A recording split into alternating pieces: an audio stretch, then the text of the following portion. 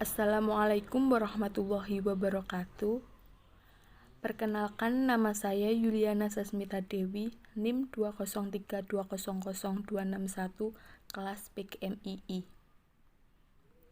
Pengertian strategi dan perbedaan antara strategi, teknik, pendekatan, dan metode pembelajaran. Strategi.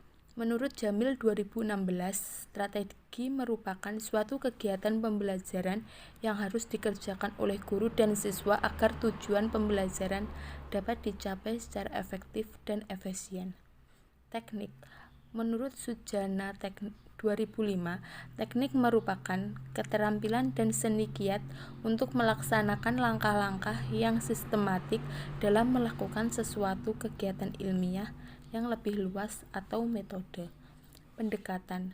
Menurut Swetoyo, pendekatan merupakan suatu jalan yang ditempuh oleh guru dalam mencapai tujuan pengajaran yang ditinjau dari sudut bagaimana materi itu disusun dan disajikan. Metode.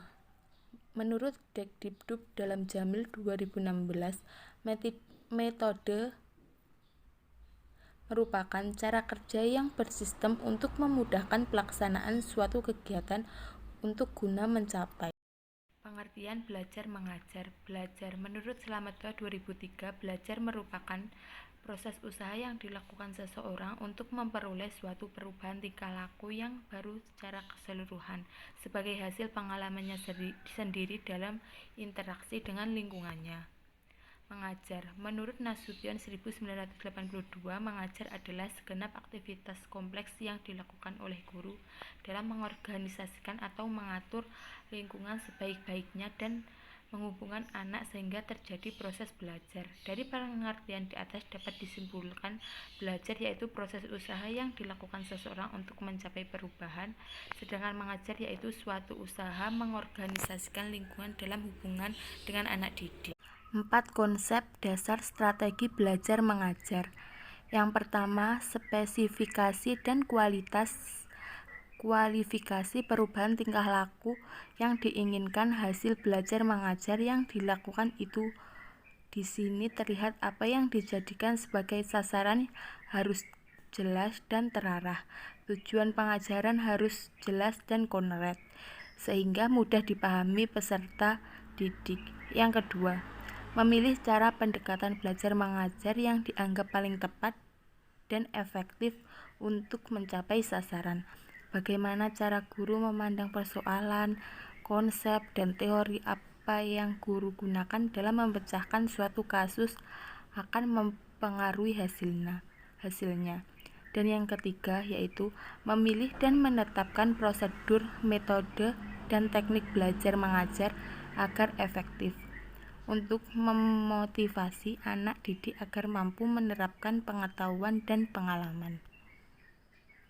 4. Menerapkan norma-norma atau kriteria keberhasilan guru mempunyai pegangan yang dapat dijadikan ukuran untuk menilai sampai sejauh mana keberhasilan tugas-tugas yang telah dilakukannya. Belajar mengajar sebagai suatu sistem. Belajar mengajar sebagai suatu sistem mengacu pada pengertian seperangkat komponen yang saling bergantung satu sama lain untuk mencapai tujuan.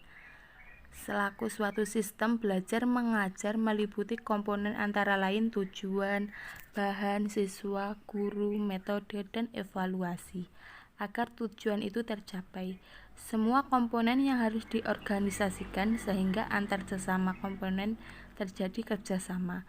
Karena itu, guru tidak boleh hanya memperlihatkan komponen tertentu saja, misalnya metode, bahan, dan evaluasi saja, tapi harus mempertimbangkan komponen secara keseluruhan. Sekian presentasi dari saya.